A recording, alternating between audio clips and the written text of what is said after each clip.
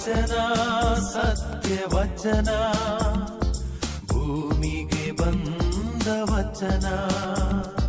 ವಚನ ಸತ್ಯ ವಚನ, ಭೂಮಿಗೆ ಬಂದ ವಚನ. ಆದಿಯಲ್ಲಿ ಇದ್ದ ವಚನ, ನಮ್ಮ ನೋಡ ಬಂದ ವಚನ. ವಚನ ಸತ್ಯ ವಚನ, ಭೂಮಿಗೆ ಬಂದ ವಚನ.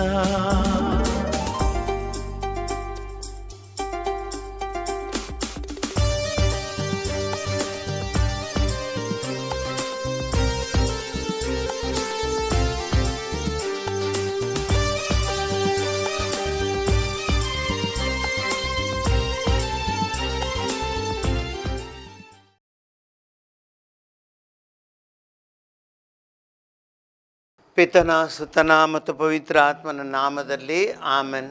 ಪ್ರಿಯ ಸಹೋದರ ಸಹೋದರರೇ, ತಪ್ಪು ಮಾಡುವುದು ಸಹಜ. ಆದರೆ ಆ ತಪ್ಪಿಗೆ ಪಶ್ಚಾತ್ತಾಪ ಪಡುವುದು ಮನುಷ್ಯನ ದೊಡ್ಡತನ. ಅದೆಷ್ಟೋ ಜನರು ಜೀವನದಲ್ಲಿ ತಪ್ಪುಗಳನ್ನು ಮಾಡಿದ್ದಾರೆ. ಆದರೆ ತಪ್ಪು ಮಾಡಿದವರು ತಪ್ಪನ್ನು ಒಪ್ಪಿಕೊಂಡು ಜೀವನದಲ್ಲಿ ಶ್ರೇಷ್ಠ ವ್ಯಕ್ತಿಗಳಾಗಿದ್ದಾರೆ. ಅದೆಷ್ಟು ಅಂಥ ವ್ಯಕ್ತಿಗಳ ಸಾಲಿನಲ್ಲಿ ಒಬ್ಬರಾದ ಪೇತ್ರನು, ಯೇಸುವಿನ ಶಿಷ್ಯನು. ಗುರುವಿನ ವಿರುದ್ಧವೇ ತಪ್ಪು ಮಾಡಿದವನು ಅದೇ ಗಳಿಗೆಯಲ್ಲಿ ಪಶ್ಚಾತ್ತಾಪ ಪಟ್ಟು ಗಳಗಳನ್ನೇ ಅತ್ತು ಜೀವನ ಪರಿವರ್ತನೆ ಮಾಡಿಕೊಂಡ ಪೇತ್ರನು ನಮಗೆಲ್ಲರಿಗೂ ಒಂದು ರೀತಿಯಲ್ಲಿ ಪ್ರೇರಣೆ. ಅದೇ ಘಟನೆಯನ್ನು ಧ್ಯಾನಿಸೋಣ. ನಮ್ಮ ಜೀವನದಲ್ಲಿ ನಾವು ಮಾಡಿದ ಪಾಪಗಳಿಗಾಗಿ ಪಶ್ಚಾತ್ತಾಪ ಪಡೋಣ.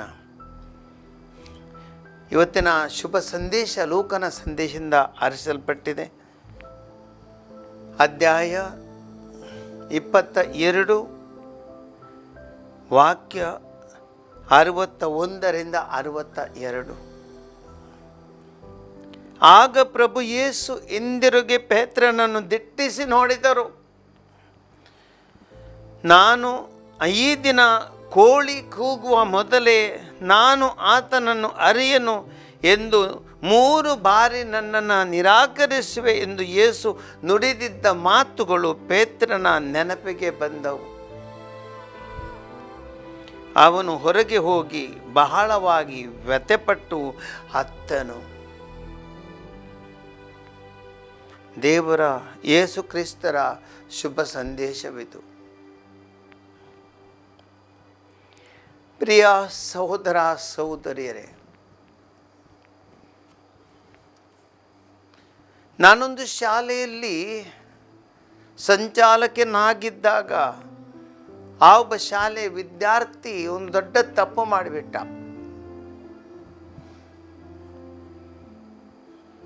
ಆ ತಪ್ಪು ನನ್ನ ಗಮನಕ್ಕೆ ಬಂದಾಗ ನಾನು ಅವರನ್ನು ಕರೆದು ಚೆನ್ನಾಗಿ ಆತನಿಗೆ ತಿದ್ದಿ ಬುದ್ಧಿ ಹೇಳಿದೆ.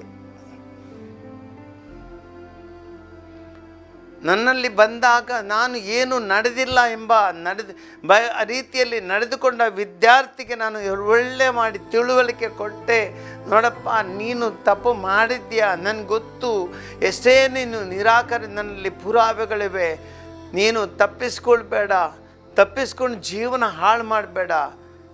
ಅದರ ಬದಲಾಗಿ ಪಶ್ಚಾತ್ತಾಪ, ನಿನ್ನ ಕ್ಷಮಿಸ್ತೀನಿ, ಒಳ್ಳೆ ಹುಡುಗನಾಗೆಂದು ಹೇಳಿ ಬುದ್ಧಿವಾದ ಹೇಳಿದಾಗ ಆ ಹುಡುಗ ಗಳಗಳನ್ನೇ ಹತ್ತು ಬಿಟ್ಟು, ಹೌದು ಫಾದರ್, ನಾನು ತಪ್ಪು ಮಾಡಿದ್ದೇನೆ, ಇನ್ನು ಮುಂದೆ ಮಾಡಲ್ಲ. ನನ್ನ ಜೀವನದಲ್ಲಿ ನಾನು ಯಾರಿಗೆ ತಿಳಿದಿಲ್ಲ ಅಂದ್ಕೊಂಡಿದ್ದೆ, ಆದರೆ ಇದು ನಿಮಗೆ ತಿಳಿದೋಯ್ತು. ನಾನು ಇನ್ನು ಮುಂದೆ ಜೀವನದಲ್ಲಿ ಇಂಥ ತಪ್ಪು ಮಾಡಲ್ಲ, ಕ್ಷಮಿಸಿ ಫಾದರ್ ಅಂತ ನನ್ನ ಕಾಲಿಗೆ ಬಿದ್ದ. ಕ್ಷಮಿಸಿದ್ದೆ ನಾನು. ಆ ನಂತರ ಒಬ್ಬ ಒಳ್ಳೆ ವಿದ್ಯಾರ್ಥಿ ಆಗಿಬಿಟ್ಟ. ಸಹೋದರ ಸಹೋದರರೇ, ಮನುಷ್ಯರು ತಪ್ಪು ಮಾಡ್ತಾರೆ. ನಾನು ತಪ್ಪು ಮಾಡ್ತೀನಿ, ನೀವು ತಪ್ಪು ಮಾಡ್ತೀನಿ. ಮನುಷ್ಯರಾದವರು ಪ್ರತಿಯೊಬ್ಬರು ಒಂದಲ್ಲ ಒಂದು ರೀತಿಯಲ್ಲಿ ತಪ್ಪಿ ಬೀಳ್ತಾರೆ. ಆದರೆ ತಪ್ಪು ಮಾಡುವುದು ಮುಖ್ಯವಲ್ಲ. ಸಹಜವಾಗಿ ತಪ್ಪು ನಡೆದು ಬಿಡುತ್ತದೆ. ಆದರೆ ತಪ್ಪು ಮಾಡಿದ ನಂತರದ ಮುಂದಿನ ವಿಷಯವೇನು, ಅದು ಬಹಳ ಮುಖ್ಯ. ಪಶ್ಚಾತ್ತಾಪ. ಯಾವ ಮನುಷ್ಯನು ತನ್ನ ಜೀವನದಲ್ಲಿ ತಾನು ತಪ್ಪು ಮಾಡಿದ್ದೇನೆ ಎಂದು ಅರಿತವನು ತಾನು ಮಾಡಿದ ತಪ್ಪಿಗಾಗಿ ಪಶ್ಚಾತ್ತಾಪ ಪಡುತ್ತಾನೆ, ಮುಂದೆ ಇಂತಹ ರೀತಿಯಲ್ಲಿ ನಡೆಯದಂತೆ ನೋಡಿಕೊಳ್ಳುತ್ತಾನೆ. ಇದೇ ಅವರಲ್ಲಿರುವ ಆಗುವ ಬದಲಾವಣೆ. ಯೇಸು ಕ್ರಿಸ್ತರ ಜೀವನದಲ್ಲಿ ಹಲವಾರು ವ್ಯಕ್ತಿಗಳು ಬಂದಿದ್ದಾರೆ, ಪಾಪಿಷ್ಠರು, ತಪ್ಪು ಮಾಡಿದವರು. ಆದರೆ ಒಮ್ಮೆ ತಪ್ಪು ಮಾಡಿದವರು ಯೇಸುವಿನ ಬಳಿಗೆ ಬಂದವರು ಪುನಃ ಅಂತಹ ರೀತಿಯಲ್ಲಿ ತಪ್ಪಿಗೆ ಒಳಗಾಗಿಲ್ಲ. ಇವತ್ತು ಪೇತ್ರನ ಬಗ್ಗೆ ನಾವು ಎಲ್ಲಿ ಧ್ಯಾನಿಸ್ತಿದ್ದೇವೆ? ನಾವು ಈ ಮೊದಲೇ ಕೇಳಿದ್ದೇವೆ, ಕೊನೆಯ ಭೋಜನದ ಸಮಯದಲ್ಲಿ ಪೇತ್ರನು ಹೇಳಿದಂಥ ಮಾತು, ಯೇಸುವು ತಾನು ಹೇಳಿದ ತನ್ನ ಶಿಷ್ಯರಲ್ಲಿ 12ರಲ್ಲಿ ಒಬ್ಬರು ತನ್ನನ್ನು ನಿರಾಕರಿಸ್ತಾರೆ, ಒಬ್ಬರು ನನಗೆ ವಿಶ್ವಾಸಘಾತುಕನ ಮಾಡ್ತಿದ್ದಾರೆ ಅಂತ ಹೇಳುವಾಗ ಪೇತ್ರ ಹೇಳಿದ, ಸ್ವಾಮಿ ನಿಮಗೋಸ್ಕರ ಜೀವವನ್ನು ಕೊಡಲು ನಾವು ಸಿದ್ಧರಿದ್ದೇವೆ. ಆಗ ಯೇಸು ಪೇತ್ರನಿಗೆ ಹೇಳ್ತಾರೆ, ಪೇತ್ರ ಹಾಗೆ ಹೇಳಬೇಡ, ಹಿಂದೆ ಕೋಳಿ ಕೂಗುವ ಮುನ್ನ ನೀನು ನನ್ನನ್ನು 3 ಬಾರಿ ನಿರಾಕರಿಸುವೆ. ಹಿಂದೆ ಕೋಳಿ ಕೂಗುವ ಮುನ್ನ ನೀನು ನನ್ನನ್ನು 3 ಬಾರಿ ನಿರಾಕರಿಸುವೆ ಯೇಸು ಹೇಳಿದರು. ಕೊನೆಯ ಭೋಜನದ ಸಮಯದಲ್ಲಿ ಭೋಜನ ಆಯಿತು. ಆನಂತರ ಯೇಸು ಬಂಧಿಸಲ್ಪಟ್ಟರು. ಯೇಸುವನ್ನು ಪಿಲಾತನ ಬಳಿಗೆ ಕರೆದೊಯ್ದರು. ವಿಚಾರಣೆ ನಡೆಯಲಿಕ್ಕಿತ್ತು ಮರುದಿನ. ಆದರೆ ಅದೇ ರಾತ್ರಿ ಸಮಯದಲ್ಲಿ ಎಲ್ಲೋ ಒಂದು ರೀತಿಯಲ್ಲಿ ಗುರುವಿನ ಹಿಂದೆ ಹೋದ ಪೇತ್ರ ಅಲ್ಲಿ ತಾನು ತನ್ನ ಈ ಚಳಿಯಲ್ಲಿ ಬೆಂಕಿಯ ಬಳಿಗೆ ಹೋಗಿ ಕಾಯಿಸಿಕೊಳ್ಳೋಣ ಎಂದು ಹೋಗುವಾಗ ಅಲ್ಲಿ ಇದ್ದವರು ಇವರನ್ನು ಕಂಡು ಹೇಳುತ್ತಾರೆ, ನೀನು ಅವರಲ್ಲಿ ಒಬ್ಬನು. ಪೇತ್ರ ನಿರಾಕರಿಸಿಬಿಟ್ಟ. ಇನ್ನೊಬ್ಬರು ಬಂದರು, ಅವರು ಅದೇ ಹೇಳಿದರು, ಇಲ್ಲ ನಾನು ಅವರನ್ನು ಅರಿಯೆ. ಮೂರನೇವನೊಬ್ಬನು ಬಂದು ಹೇಳುವಾಗ, ಇಲ್ಲ ನೀನು ಅವರಲ್ಲಿ ಒಬ್ಬನು, ಇದು ನನಗೆ ಖಂಡಿತ ಗೊತ್ತು, ಇಲ್ಲ ಆಣೆ ಪ್ರಮಾಣ ಮಾಡಿ ಹೇಳ್ತಾನೆ, ನನಗೆ ಗೊತ್ತಿಲ್ಲ, ನಾನು ಅವರನ್ನು ಅರಿಯೆ. ಇಂಥ ರೀತಿಯಲ್ಲಿ 3 ಬಾರಿ ಅವರು ನಿರಾಕರಿಸಿದರು. ಹೀಗೆ ಮಹಾಪಾಪಕ್ಕೆ ಒಳಗಾದರು. ಅಷ್ಟರಲ್ಲಿ ಯೇಸು ಆಚೆಯಿಂದ ಸಾಗುವಾಗ ಪೇತ್ರನನ್ನ ಕಣ್ಣೆತ್ತಿ ನೋಡಿದರು. ಆಗ ಈ ಪೇತ್ರನಿಗೆ ನೆನಪು ಬಂತು, ಯೇಸು ಹೇಳಿದ ಮಾತುಗಳು, ಇಂದೇ ರಾತ್ರಿ ಕೋಳಿ ಕೂಗುವ ಮುನ್ನ 3 ಬಾರಿ ನೀನು ನನ್ನನ್ನು ನಿರಾಕರಿಸುವೆ. ಗಳಗಳನೆ ಅತ್ತು ಬಿಟ್ಟರು ಪೇತ್ರನ ವ್ಯಕ್ತಿತ್ವ ಒಂದು ರೀತಿಯಲ್ಲಿ ಶ್ರೇಷ್ಠ, ಇನ್ನೊಂದು ರೀತಿಯಲ್ಲಿ ಆತನಲ್ಲಿ ಇಂತಹ ರೀತಿಯ ಒಂದು ರೀತಿಯಲ್ಲಿ ಅಲಕ್ಷ್ಯತೆ ಇದೆ. ಯಾಕೆ ಹೀಗಾಯಿತು ಪೇತ್ರನ ಜೀವನದಲ್ಲಿ? ನಾನು ಮೊದಲನೇ ಧ್ಯಾನದಲ್ಲಿ ಹೇಳಿದ್ದೇನೆ, ಪೇತ್ರನಲ್ಲಿರುವ ನ್ಯೂನ್ಯತೆಗಳು, ಆ ನ್ಯೂನ್ಯತೆಗಳು 5 ರೀತಿಯ ನ್ಯೂನ್ಯತೆಗಳಿಂದ ಪೇತ್ರ ಯೇಸುವನ್ನು ನಿರಾಕರಿಸಿದ, ಅಲಕ್ಷ್ಯಗೆ ಒಳಪಟ್ಟ. ಆದರೆ ಆತನ ಶ್ರೇಷ್ಠತೆ ಪುನಃ ಮರುಕಳಿಸಿತು. ಎಷ್ಟು ಒಳ್ಳೆಯ ಗುಣಗಳು ಪೇತ್ರನಲ್ಲಿ ಇದ್ದವೋ ಅವೇ ಗುಣಗಳು ಪುನಃ ಆ ಯೇಸುವಿನ ಒಂದೇ ಒಂದು ದೃಷ್ಟಿಯಿಂದ ಎಲ್ಲ ಬದಲಾಯಿತು. ಪೇತ್ರ ತನ್ನ ಪಾಪಕ್ಕೆ ತಾನು ಪಶ್ಚಾತ್ತಾಪಪಟ್ಟು ಗಳಗಳನೆ ಅತ್ತು ತನ್ನ ಹೃದಯ ಪರಿವರ್ತನೆ ಮಾಡಿಕೊಂಡರು. ಸಹೋದರರೇ, ಯೇಸು ಈ ಲೋಕಕ್ಕೆ ಬಂದು ಮನುಷ್ಯರ ಹೃದಯಗಳನ್ನು ಬದಲಿಸಲಿಕ್ಕೆ ಬಂದಂಥ ದೇವಕುಮಾರರು. ಯೋಹಾನನ ಸುವಾರ್ತೆಯಲ್ಲಿ ನಾವು ನೋಡುತ್ತೇವೆ, ಆ 4ನೇ ಅಧ್ಯಾಯದಲ್ಲಿ ಸಮಾರ್ಯದ ಮಹಿಳೆಯು ಮಧ್ಯಾಹ್ನದ ಹೊತ್ತಿಗೆ ಬಂದು ಆ ಮಧ್ಯಾಹ್ನದ ಹೊತ್ತಿನಲ್ಲಿ ನೀರನ್ನು ಸೇದು ಅದನ್ನು ನೀರು ಕೊಂಡೋಗು ಅಂತ ಬಂದಾಗ ಆ ಗಳಿಗೆಯಲ್ಲಿ ಯೇಸುವಿನ ಭೇಟಿ ಮಾಡಿದರು. ಉದ್ದೇಶಪೂರ್ವಕವಾಗಿ ಯೇಸು ಅವರನ್ನು ಭೇಟಿ ಮಾಡುವುದಕ್ಕೋಸ್ಕರ ಅಲ್ಲಿ ಬಂದಿದ್ದರು. ಮುಖಾಮುಖಿ ಭೇಟಿಯಾದರು. ಅವಳೊಡನೆ ಸಂಭಾಷಣೆಗೆ ತೊಡಗಿದರು. ಈ ಸಂಭಾಷಣೆಯಲ್ಲಿ ಏನೆಲ್ಲ ನಡೆಯಿತು. ಈ ಮಹಿಳೆ ತನ್ನ ಪಾಪವನ್ನು ಒಪ್ಪಿಕೊಳ್ಳಿಕ್ಕೆ ಸಿದ್ಧರಿಲ್ಲ. ಆದರೆ ಕೊನೆಗೆ ಯೇಸು ತನ್ನ ಇಡೀ ಜೀವನದ ಬಗ್ಗೆ ಎಲ್ಲವನ್ನು ಅರಿತಿದ್ದಾರೆ. ತನ್ನ ಎಲ್ಲ ಪಾಪಗಳು ಯೇಸುವಿಗೆ ಗೊತ್ತಿವೆ. ತನ್ನ ಜೀವನದಲ್ಲಿರುವ ಕೆಟ್ಟ ಜೀವನ, ತಾನು ನಡೆಸುವಂಥ ಈ ಕೆಟ್ಟ ಜೀವನ ಎಲ್ಲ ಯೇಸುವಿಗೆ ತೆರೆದ ಪುಸ್ತಕದಂತೆ ಅಂದುಕೊಂಡಾಗ ಇವಳು ಪಶ್ಚಾತ್ತಾಪ ಪಡುತ್ತಾಳೆ. ತನ್ನ ಜೀವನವನ್ನು ಬದಲಿಸಿಕೊಳ್ಳುತ್ತಾಳೆ. ಎಲ್ಲವನ್ನು ಬಿಟ್ಟು ಯೇಸುವನ್ನು ಹಿಂಬಾಲಿಸ್ತಾಳೆ. ಅದೆಷ್ಟು ಶ್ರೇಷ್ಠತೆ ನೋಡಿ. ಲೂಕನ ಶುಭ ಸಂದೇಶ 7ನೇ ಅಧ್ಯಾಯದಲ್ಲಿ 37ನೇ ವಾಕ್ಯದಿಂದ ನಾವು ಓದುತ್ತೇವೆ. ಆ ಒಂದು ಪತಿಥಿಯೊಬ್ಬಳು ಯೇಸುವಿನ ಬಳಿಗೆ ಬಂದಳು. ಯೇಸುವಿನ ಬಳಿಗೆ ಬಂದು ತನ್ನ ಜೀವನದಲ್ಲಿ ತಾನು ಮಾಡಿದಂಥ ಎಲ್ಲ ಪಾಪಗಳಿಗಾಗಿ ವೇದನೆ ಬಿಟ್ಟು ಪಶ್ಚಾತ್ತಾಪ ಅಳತೊಡಗಿದಳು. ಆಕೆ ಕಣ್ಣಿಂದ ನೀರು ಹರಿಯತೊಡಗಿತು. ಆ ಕಣ್ಣೀರನ್ನು ಯೇಸುವಿನ ಪಾದದ ಮೇಲೆ ಹರಿಸಿದರು. ತನ್ನ ಕೂದಲಿನಿಂದ ಅವುಗಳನ್ನು ಒರೆಸಿದ್ರು. ತೈಲದಿಂದ ಯೇಸುವಿನ ಪಾದಗಳನ್ನು ಅಭ್ಯಂಗಿಸಿದರು. ನನ್ನ ಪಾಪದ ಪಶ್ಚಾತ್ತಾಪದ ಇದು ಒಂದು ಸಂಕೇತ. ಯೇಸು ಅವರಿಗೆ ಹೇಳಿದರು, ಎಲೈ ಸಹೋದರಿ, ಎಲ್ಲ ನಿನ್ನ ಪಾಪಗಳು ಕ್ಷಮಿಸಲ್ಪಟ್ಟವು. ಯೇಸು ಪಾಪಕ್ಕೆ ಕ್ಷಮೆ ನೀಡಲಿಕ್ಕೆ ಬಂದವರು. ಆ ಮಹಿಳೆ ಪುನಃ ತಪ್ಪು ಮಾಡಲಿಲ್ಲ. ಜೀವನ ಬದಲಾಯಿಸಿದರು. ಮತ್ತೆ ನಂತರ ಪಾಪಕ್ಕೆ ಅವಳು ಒಳಪಡಲಿಲ್ಲ. ಯೇಸುವನ್ನು ಹಿಂಬಾಲಿಸಿದ್ರು. ಯೇಸುವಿನ ಬೋಧನೆಯನ್ನು ಆಲಿಸಿದ್ರು. ಜೀವನ ಪರಿವರ್ತನೆ ಮಾಡಿಕೊಂಡ್ರು. ಲೂಕನ ಶುಭ ಸಂದೇಶ 19ನೇ ಅಧ್ಯಾಯ ನಾವು ನೋಡುತ್ತೇವೆ. ಜಕ್ಕಾಯ ಸುಂಕದ ಕಟ್ಟೆಯಲ್ಲಿ ಕುಳಿತು ಹಣದ ವ್ಯವಹಾರ ಮಾಡುತ್ತಿರುವಂತಹ ಈ ಜಕ್ಕಾಯ ಮಹಾಪಾಪಿ, ಯಾರದು ಹಣವನ್ನು ದೋಚಿಕೊಂಡು ಲೂಟಿ ಮಾಡಿಕೊಂಡು ಶ್ರೀಮಂತನಾಗಿ ಬಿಟ್ಟವ ಈ ಜಕ್ಕಾಯ. ಆದರೆ ಯೇಸು ಬಂದಾಗ ಯೇಸುವಿನ ವ್ಯಕ್ತಿತ್ವಕ್ಕೆ ಮಾರು ಹೋಗಿ ಯೇಸುವನ್ನು ನೋಡಿಕೊಳ್ಬೇಕು, ಒಮ್ಮೆ ನೋಡಬೇಕೆಂಬ ಹಂಬಲ ಆತನಲ್ಲಿ ಹುಟ್ಟಿಕೊಳ್ಳತೊಡಗಿದ್ದು, ತನ್ನ ಜೀವನದಲ್ಲಿರುವ ಆ ಒಂದು ದಿನನಿತ್ಯ ಅತೃಪ್ತಿ ಏನಿತ್ತವರಲ್ಲಿ, ಆ ಅತೃಪ್ತಿ ನಾನು ದೂರ ಹೋಗಲಾಡಿಸಬೇಕಂತ ಆಸೆಯಿಂದ ಯೇಸುವನ್ನು ನೋಡಲು ಹೋಗಿ ಮರಕ್ಕೆ ಏರಿದರು. ಮರಕ್ಕೆ ಏರಿದ್ದಾಗ ಯೇಸು ಅಲ್ಲಿಗೆ ಮರದ ಬಳಿಗೆ ಬಂದು ಮೇಲೆ ನೋಡಿ, ಜಕ್ಕಾಯ ಕೆಳಗೆ ಇಳಿದುವ, ಇವತ್ತು ನಾನು ನಿನ್ನ ಮನೆಗೆ ಬರಬೇಕಿದೆ. ಎಂತಹ ಒಂದು ಸನ್ನಿವೇಶ. ಜಕ್ಕಾಯ ಬೇಗ ಇಳಿದು ಬಿಡುತ್ತಾನೆ. ಯೇಸುವಿನ ಮನೆಗೆ ಕರೆದುಕೊಂಡು ಹೋಗುತ್ತಾನೆ. ಅಲ್ಲಿ ಒಂದು ಯೇಸುವಿಗೆ ಭೋಜನ ಕೊಟ್ಟು ಏರ್ಪಡಿಸ್ತಾನೆ. ಅಲ್ಲಿ ಆತನ ಜೀವನ ಬದಲಾಗುತ್ತೆ, ಪರಿವರ್ತನೆ ಆಗುತ್ತೆ. ಇಡೀ ತನ್ನ ಜೀವನದಲ್ಲಿ ಮಾಡಿದಂಥ ಪಾಪಗಳಿಗೋಸ್ಕರ ಪಶ್ಚಾತ್ತಾಪಟ್ಟ ಜಕ್ಕಾಯನು ಹೇಳ್ತಾನೆ, ಸ್ವಾಮಿ, ಇವತ್ತಿನಿಂದ ನಾನು ಹೊಸ ಮನುಷ್ಯ. ನನ್ನ ಜೀವನದಲ್ಲಿ ಎಷ್ಟೋ ಜನರಿಗೆ ಅನ್ಯಾಯ ಮಾಡಿದ್ದೇನೆ, 4 ಪಟ್ಟವರಿಗೆ ನಾನು ಹಿಂದಿರುಗಿಸ್ತೇನೆ.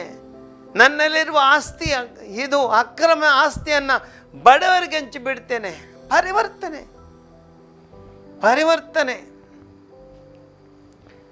ಲೂಕನ ಶುಭ ಸಂದೇಶ 15ರಲ್ಲಿ ನಾವು ನೋಡ್ತೇವೆ. ದುಂದುಗಾರ ಮಗ ತನ್ನ ತಂದೆ ಬಳಿಗೆ ಹೋಗಿ ತನ್ನ ಪಾಲನ್ನು ಕೊಡಿ ಅಂತ ಹೇಳಿ ತಂದೆಯೊಡನೆ ತನ್ನ ಆಸ್ತಿಯ ಪಾಲನ್ನು ಪಡೆದುಕೊಂಡು ದೂರದಿಗೆ ಹೋಗಿ ಎಲ್ಲವನ್ನ ವೇಸ್ಟ್ ಮಾಡಿ, ಖರ್ಚು ಮಾಡಿ, ಕೈ ಖಾಲಿ ಆದ ನಂತರ ಎಲ್ಲರಿಂದ ನಿರಾಕರಿಸಲ್ಪಟ್ಟಾಗ, ಎಲ್ಲರೂ ಕೈ ಬಿಟ್ಟಾಗ ಒಬ್ಬಂಟಿಯನಾಗುತ್ತಾನೆ. ಎಲ್ಲೋ ಒಂದು ಹಂದಿಗಳನ್ನು ಮೇಯಿಸುವ ಕೆಲಸಕ್ಕೆ ತೊಡಗುತ್ತಾನೆ. ಹಸಿವಿನಿಂದ ಬಳಲುತ್ತಾನೆ. ಬಡತನದಕ್ಕೆ ಬಲಿಪಶು ಆಗುತ್ತಾನೆ. ಇಂಥ ಒಂದು ಪರಿಸ್ಥಿತಿಯಲ್ಲಿ, ದರಿದ್ರ ಪರಿಸ್ಥಿತಿಯಲ್ಲಿರುವಾಗ ಆತನ ಮನಸ್ಸಿಗೆ ಬರುತ್ತೆ, ತಾನು ತಂದೆಯ ಬಳಿಗೆ ಪುನಃ ಹೋಗುತ್ತೇನೆ. ತಂದೆ ಬಳಿಗೆ ಹೋಗಿ ಹೇಳ್ತೇನೆ, ಪಪ್ಪ ನಾನು ಪಾಪ ಮಾಡಿದೆ, ನನ್ನ ಕ್ಷಮಿಸು, ನಾನು ನಿನ್ನ ಮಗನಾಗಿ ಇಲ್ಲಿ ಬಂದಿಲ್ಲ, ಒಬ್ಬ ಸೇವಕನಾಗಿ ಬಂದಿದ್ದೇನೆ ಅಂತ ಹೇಳ್ತೀನಂತ ಹೇಳಿಕೊಂಡು ಹೊರಡಿ ಬಿಡ್ತಾನೆ. ಅಲ್ಲಿ ಹೋಗಿ ಹೇಳ್ತಾನೆ, ಅಪ್ಪ ನನ್ನ ಪಾಪ ಮಾಡಿರುವೆ, ನನ್ನ ಪಾಪಗಳನ್ನು ಕ್ಷಮಿಸು, ನಾನು ನಿನ್ನ ತಂದೆ ಮಗನಾಗಿ ಇನ್ನು ಇಲ್ಲಿ ಇರಲು ಅರ್ಹನಲ್ಲ, ಆದರೆ ಒಬ್ಬ ಸೇವಕನಾಗಿ ನಿನ್ನ ಬಳಿಗೆ ನಿನ್ನಲ್ಲಿ ಇರುತ್ತೆ ಅಂತ ಹೇಳ್ತಾರೆ. ಆದರೆ ಆ ತಂದೆ ಅತಿಯಾದ ಪ್ರೀತಿಯನ್ನು ತೋರಿಸಿ ಆತನ ಆಲಿಂಗಿಸಿ ಹೊಸ ಬಟ್ಟೆಗಳನ್ನು ತೊಡಿಸಿ ಭೋಜನ ಕೂಟ ಏರ್ಪಡಿಸ್ತಾರೆ. ಅದೆಂಥ ಸಂತೋಷ, ಆತನ ಜೀವನ ಪರಿವರ್ತನೆ, ದುಂದುಗಾರ ಮಗನ ಜೀವನ ಪರಿವರ್ತನೆ. ಸಹೋದರ ಸಹೋದರರು, ಇವತ್ತು ನಮ್ಮ ಜೀವನದಲ್ಲಿ ಇಂಥ ಒಂದು ಪರಿವರ್ತನೆ ಆಗಬೇಕು. ತಪಸ್ಸು ಕಾಲ ನಮಗೊಂದು ಸಮಯ, ನಾವೆಲ್ಲರೂ ನಮ್ಮ ಜೀವನದಲ್ಲಿ ಮಾಡಿರುವಂಥ ಪಾಪದ ಬಗ್ಗೆ ನಾವು ಯೋಚಿಸಬೇಕು. ಎಂತಹ ರೀತಿ ನಾವು ಜೀವಿಸ್ತೇವೆ. ನಮಗೆ ಪ್ರೀತಿ ಕೊಟ್ಟಂತಹ ದೇವರು, ಯೋಹಾನನ ಸುವಾರ್ತೆ ಶುಭ ಸಂದೇಶ 3ನೇ ಅಧ್ಯಾಯ 16ನೇ ವಾಕ್ಯ ಹೇಳುತ್ತೆ, ದೇವರು ಎಷ್ಟಾಗಿ ಪ್ರೀತಿಸ್ತಾರೆ ಅಂದರೆ ತನ್ನ ಏಕಮಾತ್ರ ಪುತ್ರನನ್ನೇ ಲೋಕಕ್ಕೆ ಅವರು ಧಾರೆ ಎರೆದರು. 15ನೇ ಅಧ್ಯಾಯ ಯೋಹಾನನ ಸುವಾರ್ತೆ ವಾಕ್ಯ 13 ಹೇಳುತ್ತೆ, ಒಬ್ಬ ಮಿತ್ರನಿಗಾಗಿ ಜೀವ ಕೊಡುವುದಕ್ಕಿಂತ ಮಿಗಿಲಾದ ಪ್ರೀತಿ ಬೇರೊಂದಿಲ್ಲ. ಅಂದರೆ ಯೇಸು ಅಂತಹ ರೀತಿಯ ಒಂದು ಪ್ರೀತಿಯನ್ನು ನಮಗೆ ತೋರಿದ್ದಾರೆ, ನಮಗಾಗಿ ಜೀವ ಕೊಟ್ಟಿದ್ದಾರೆ. ಇಂತಹ ಪ್ರೀತಿಗೆ ಒಳಪಟ್ಟವರು ನಾವು ಸಹೋದರ ಸಹೋದರಿಯರೇ. ಪೇತ್ರ ತನ್ನ ಜೀವನದಲ್ಲಿ ಯಾವಾಗ ತಾನು ತಪ್ಪು ಮಾಡಿದ್ದೆ ಎಲ್ಲವೂ ತನ್ನ ಮನಸ್ಸಿನ ಪರದೆಯಲ್ಲಿ ತನ್ನ ಎಲ್ಲ ನ್ಯೂನತೆಗಳನ್ನು ತಿಳಿದುಕೊಂಡ, ಯೇಸುವಿನ ಒಳ್ಳೆತನದ ಬಗ್ಗೆ ಯೋಚಿಸಿಕೊಂಡ. ತನ್ನ ಜೀವನದಲ್ಲಿ ಯೇಸು ಎಷ್ಟು ರೀತಿಯಲ್ಲಿ ಒಳ್ಳೆಯದನ್ನು ಮಾಡಿದ್ದಾರೆ, ಎಷ್ಟು ಪ್ರೀತಿ ತನಗೆ ತೋರಿದ್ದಾರೆ, ಎಷ್ಟು ರೀತಿಯಲ್ಲಿ ನನ್ನ ಮನೆಗೆ ಬಂದು ಅವರು ಒಳ್ಳೆತನ ಮಾಡ್ತಾರೆ, ಪ್ರತಿಯೊಂದು ರೀತಿಯಲ್ಲಿ ಆ ಪ್ರೀತಿಯನ್ನು ತೋರಿಸಿದ್ದಾರೆ. ನನಗೆ ಅವರು ಹೇಳಿದಂಥ ಮಾತುಗಳು, ಪೇತ್ರ ನೀನು ಬಂಡೆ, ನಿನ್ನ ಮೇಲೆ ಧರ್ಮಸಭೆಯನ್ನು ಕಟ್ಟುವೆನು ಅಂತ ಒಂದು ವಿಶ್ವಾಸದ ಮಾತುಗಳನ್ನು ನನ್ನ ಬಗ್ಗೆ ಹೇಳಿದ್ದಾರೆ. ಅಂತಹ ಯೇಸುಗೆ ನಾನು ಮೋಸ ಮಾಡಿದೆ, ಯೇಸುವಿನನ್ನು ನಿರಾಕರಿಸಿದೆ, ಅದೆಂಥ ಮಹಾಪಾಪ ಮಾಡಿದೆ ನಾನು ಎಂದು ಅಂದುಕೊಂಡ ಪೇತ್ರ ಅಲ್ಲೇ ಗಳಗಳನ್ನು ಹತ್ತುಕೊಂಡ, ಜೀವನ ಪರಿವರ್ತನೆ ಮಾಡಿಕೊಂಡ. ಸಹೋದರ ಸಹೋದರಿ, ನಮ್ಮ ಜೀವನ ಒಂದು ಗಳಿಗೆ ಯೋಚಿಸೋಣ. ದೇವರು ನಮಗಾಗಿ ಏನು ಮಾಡಿಲ್ಲ, ಎಲ್ಲವನ್ನೂ ಮಾಡಿದ್ದಾನೆ. ಈ ನಮ್ಮ ಜೀವನವನ್ನು ದೇವರು ನಮಗೆ ಕೊಟ್ಟಿದ್ದಾರೆ, ದೇವರು ನಮಗೆ ತಂದೆ ತಾಯಿಗಳನ್ನ ಕೊಟ್ಟಿದ್ದಾರೆ, ನಮ್ಮ ಜೀವನದಲ್ಲಿ ಆಶೀರ್ವಾದಗಳನ್ನು ನಮಗೆ ಕೊಟ್ಟಿದ್ದಾರೆ, ಎಲ್ಲ ನಮಗೆ ಆಸ್ತಿ ಕೊಟ್ಟಿದ್ದಾರೆ, ಒಳ್ಳೆಯ ಜೀವನ ನಡೆಸುವಂಥ ದಾರಿಯನ್ನು ಕೊಟ್ಟಿದ್ದಾರೆ, ಪ್ರೀತಿಸುವ ವ್ಯಕ್ತಿಗಳನ್ನು ಕೊಟ್ಟಿದ್ದಾರೆ. ಈ ಲೋಕದಲ್ಲಿ ಏನು ನಮಗೆ ಕಡಿಮೆ ಇದೆ? ದೇವರು ನಮ್ಮೊಂದಿಗಿದ್ದಾರೆ. ನಾನು ಪ್ರೀತಿಸುವಂತಹ ದೇವರು.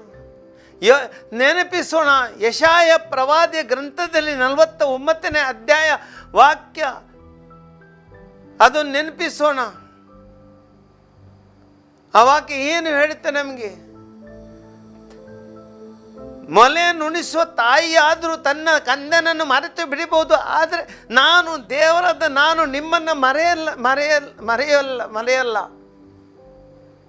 ನಾನು ನಿಮ್ಮನ್ನು ಮರೆಯಲ್ಲ. ನಿಮ್ಮ ಹೆಸರು ನನ್ನ ಕೈ ಮೇಲೆ ಬರೆದಿದ್ದೀನಿ. ರಕ್ಷಿಸುವ ದೇವರು, ಪ್ರೀತಿಸುವ ದೇವರು ನಾನು. ಸಹೋದರ ಸಹೋದರರೇ, ಅಂಥ ಒಂದು ದೇವರು ನಮಗಿದ್ದಾರೆ. ಇರುವಾಗ ನಮ್ಮೊಂದಿಗೆ ನಾವು ಜೀವನದಲ್ಲಿ ಯಾಕೆ ಭಯಪಡಬೇಕು? ಯಾಕೆ ಅವರನ್ನು ಅಲಕ್ಷಿಸಬೇಕು? ನಾವು ಮಾಡಿದಂಥ ಪಾಪಗಳಿಗಾಗಿ ಪಶ್ಚಾತ್ತಾಪ ಪಡೋಣ. ನಮ್ಮ ಶ್ರೇಷ್ಠತೆ ಅದರಲ್ಲಿದೆ. ತಪ್ಪು ಮಾಡುವುದೊಂದು ಸಹಜ, ತಪ್ಪು ಮಾಡಿದ್ದಿರಬಹುದು. ನಮ್ಮ ಜೀವನದಲ್ಲಿ ಅನೇಕ ರೀತಿಯ ಪಾಪಗಳಿಗೆ ಒಳಪಟ್ಟಿರ್ಬೋದು. ಈ ಲೌಕಿಕ ಜೀವನಕ್ಕೆ ನಾವು ಆಸೆಪಟ್ಟು ದೇವರಿಂದ ದೂರ ಹೋಗಿರ್ಬೋದು, ಪ್ರಾರ್ಥನಾ ಶಕ್ತಿಯನ್ನು ಕಳೆದುಕೊಂಡಿರ್ಬೋದು.